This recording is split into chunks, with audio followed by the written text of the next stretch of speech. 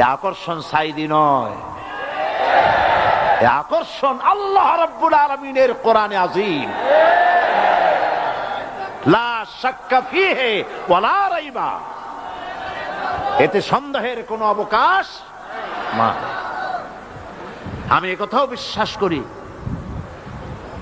আমাদের ছেলেরা যারা মিছিল করেছে, আমাকে আসতে দেবে না বলে সুইসাইড বাহিনী গঠন করেছে।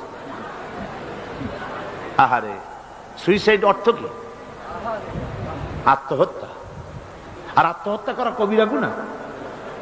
যারা আত্মহত্যা করে তাদের জায়গা জাহান্নাম। আত্মহত্যা যারা করে তাদের জায়গা কোথায়?